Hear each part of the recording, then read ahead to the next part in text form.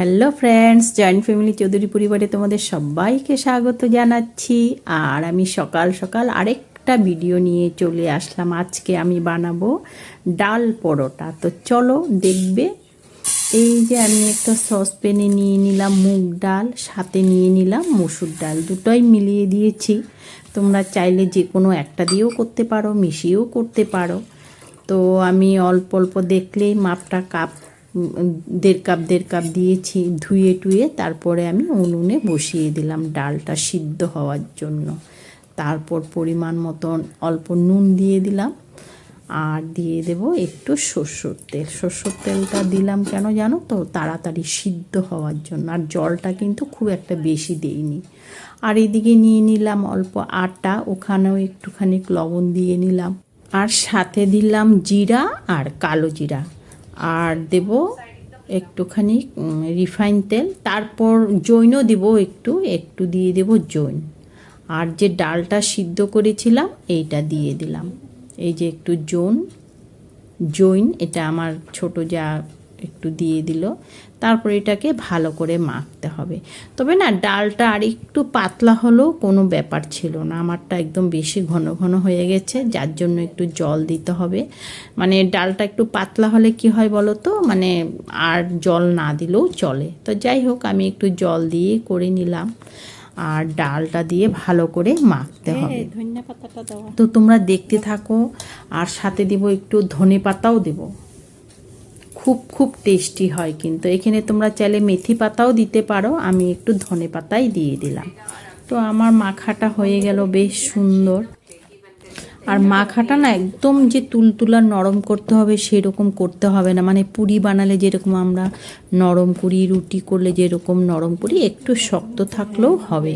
তো সেটাই বলছি আর কি। আর সেদিন তো আমি সবজিটা দিয়েছিলাম, এর আগের ভিডিওতে দিয়েছিলাম সবজিটা। তো আজকে দিচ্ছি পরোটাটার আর কি, দুটো দিলাম। তো আমার যা এইদিকে আমাকে লেচিগুলো কেটে দেবে। মানে আর লেচিগুলো না একটু বড় বড়, পরোটা যেহেতু একটু মোটা মোটা করলে ভালো হয়, যে যেরকম খেতে ভালোবাসে, কিন্তু আমার মনে হয় একটু মোটা করলেই ভালো লাগবে।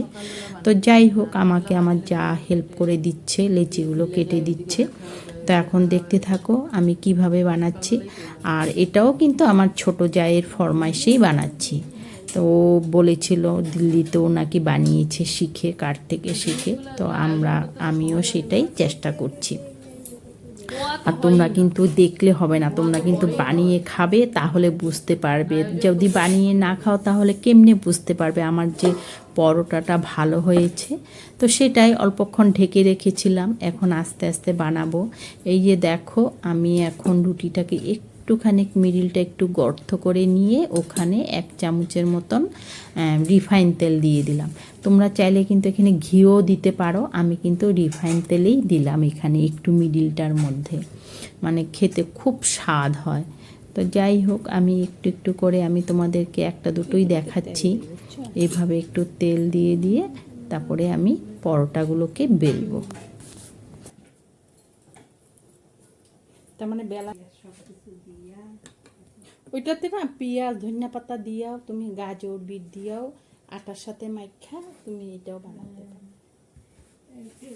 তার উপরে প্রলেপ দিয়া রুটির মতন এরকম বেলা কাটটা তারপরে আবার বেলা একটু তো তিনজা বসে বসে মানে বলছি আর কি। এখানে আমরা অন্যরকম করে বানিয়েছিলাম, এটার মধ্যে অন্যরকম বলতে ওখানে পেঁয়াজ কাঁচা লঙ্কা দিয়ে তারপরে ডিম ভেঙেও, মানে এভাবেও আমরা পরোটা করেছিলাম। আজকের এটা অন্যরকম করছি। যে দেখো বেলেছি, কি সুন্দর লাগছে ডিজাইনগুলো। তো যাই হোক, ওটাই বলছিলাম, আমরা এখানে গাজর পেঁয়াজ কাঁচা লঙ্কা ডিম ভেঙেও আমরা এভাবেও করেছি পরোটা। তো আর এই যে দেখো, এটা যে আমি ভাজছি এখন কিন্তু একদম ঘরে নিজের হাতে বানানো খাঁটি ঘি দিয়ে ভাজছি কিন্তু। তো এখন একটু বৃষ্টির সিজন চলছে, তো বৃষ্টির মধ্যে না এরকম একটু টেস্টি খাওয়া খেতে কিন্তু ভালোই লাগে। সকাল সকাল ব্রেকফাস্ট মানে ওটার জন্যই বানিয়েছি আরও বিশেষ করে, কারণ সব সময় রুটি খেতে তো ভালো লাগে না। তো এরকম খাওয়ার মধ্যে মধ্যে খেতে বেশ ভালোই লাগে। তো সেটার জন্যই বানানো। কিন্তু চিন্তা করছি, আমার মিস্টার আবার তেলে ভাজা টাজা খুবই কম খান, কিন্তু আজকে দেব, উপায় নেই। মানে শুকনো রুটি আর বানাইনি, এটাই বানিয়েছে। একটু বকা খেলে খেতে হবে, কিন্তু এটাই আমি দেব। এই যে দেখো কি সুন্দর হয়েছে। আর আমার মিস্টার খাবে যেহেতু আমি একটু পাতলা পাতলাই করেছি, ও আবার একটু মোটা মোটা ভালোবাসে না, একটু পাতলা খেতেই ভালোবাসে, তো যার জন্য আমি একটু ওনার জন্য পাতলাই করেছি। আর এই যে দেখো আমার ছোট যা এটা বানিয়েছে, আম দিয়ে জেলি টাইপের বানিয়েছে। এটাও কিন্তু বেশ রুটির সাথে খেতে, পরোটার সাথে খেতে বেশ ভালোই লাগে। আমের জেলি, আমের জেলি বানিয়েছি, সেটাও দিলাম। মাঝখানে আবার মেজো যাও এসে গেছে, ও আর বসে থাকতে পারলো না, গরম গরম ভাজছে। মানে কখন খাবো আমরা, ওনাদেরকে দিলেই তো মানে আমাদের মিস্টারদেরকে দেওয়া হলেই আমরা তিনজা বসে পড়বো, সেটারই রেডি। আর এদিকে দেখো কি অবস্থা। জেলি জেলি এটা হচ্ছে আমার কর্তা বাবুর জন্য রেডি হয়ে গেছে। এই যে মানে সেদিন যে ভেন্ডির সবজিটা বানিয়েছিলাম, রেসিপিটা আমি দিয়েছিলাম এটাই। আর এই যে পরোটা, আর দিয়ে দিলাম আমের একটু জেলি। খেতে কিন্তু খুব খুব স্বাদ হয়েছিল। তোমরা যদি, আবারও বলছি, বানিয়ে না খাও বুঝতেই পারবে না, সত্যি খুব টেস্ট হয়েছিল। এখন যাই কর্তাবাবুকে দিয়ে আসি। কর্তাবাবু তো আবার টিভি দেখে দেখে খান, রান্নাঘরে খান না। এই যে আমরা কিন্তু তিনজা রান্নাঘরেই বসে খাই। দেখো আমার যা খাওয়া শুরু। সবাই একসাথে খাবো, উনাকে দিছে ভালো হয়েছে, উনি আগে আগে খেয়ে ফেলছে। দেখো আর ধৈর্য হলো না। আরেকটা দেবো? না না না, একটা একটা তো যাই হোক, আজকে আমার পরোটাটা কেমন হয়েছে তোমরা জানাবে। যদি ভালো লাগে একটা লাইক কমেন্ট শেয়ার করে দিও, আর যদি নতুন বন্ধু থাকো তোমরা একটা সাবস্ক্রাইব করে দিও। আর এই যে দেখো আমি গরম গরম ডিমের অমলেট বানাচ্ছি। কার জন্য বানাচ্ছি দেখো তোমরা, আমাদের ছোট দিদিমণির খাওয়া দেখো, ডিমের অমলেট আর ডাল ভাত, সিদ্ধ। ডাল সিদ্ধ দেখো। আর আমাদের যেটা পরোটার সবজি বানিয়েছিলাম, এই যে দেখো ভেন্ডি আলু দিয়ে যেটা।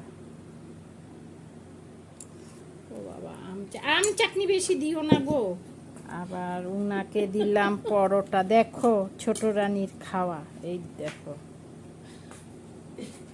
আবার হাসে, গরম গরম ডিম অমলেট পেয়ে না একদম পুরা খুশি। খুশি ভাবে খাবো, খাওয়ার জন্যই তো জীবন। খাও খাও। এখন আমি তিন বউ তিন দিকে, একটা ওইদিকে, আমি এইদিকে, আরেকটা ওইদিকে, এই জন্য তিন ভাবে করতে লাগছে। এত চাটনি দিছো কেন আমারে? খাও, ভালা ভালা রান্ধি, ভালা ভালা খাই। আড়া রান্ধি আড়াই, ছেলে মেয়েরা দেখতে থাক। আচার দিয়েও ভালো লাগবে কিন্তু, বুঝছো? তোমরা এরকম বানিয়ে খাবে, খুব টেস্টি। না বানিয়ে খেলে কিন্তু বুঝতেই পারবে না। আজকের জন্য এখানে রাখছি, টাটা বাই।